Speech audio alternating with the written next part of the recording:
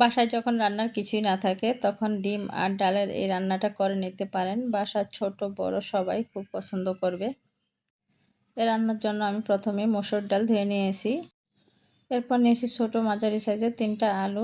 তারপর দিয়েছি আদা বাটা, রসুন বাটা, জিরা গুঁড়া, ধনিয়ার গুঁড়া, হলুদের গুঁড়া, মরিচের গুঁড়া, স্বাদ মতো লবণ আর 2টা টমেটো দিয়েছি আর কয়েকটা কাঁচামরিচ ফালি করে কেটে দিয়েছি। এরপর প্রয়োজন মতো তেল দিয়ে খুব ভালোভাবে এটাকে মাখিয়ে নেব। মাখিয়ে নিয়ে চুলার মিডিয়াম আঁচে রান্না করে নেব। আর এখানে আমি পানি দিয়েছি প্রায় 2 কাপ পরিমাণ।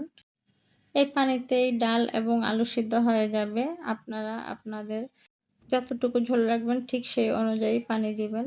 আর এই ডাল আর আলু একসাথেই সিদ্ধ হয়ে যাবে। আর এখানে ডাল সিদ্ধের জন্য অবশ্যই গরম পানিটা ইউজ করার চেষ্টা করবেন।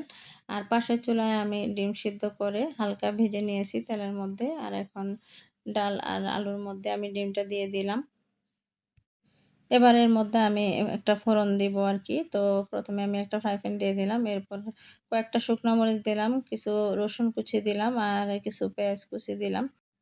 এর মধ্যে চাইলে আপনারা কয়েকটা গোটা জিরা দিতে পারেন। আর এই ফোড়নটা চাইলে সরিষার তেল দিয়েও দিতে পারেন। তো আমি সয়াবিন তেল দিয়ে দিলাম।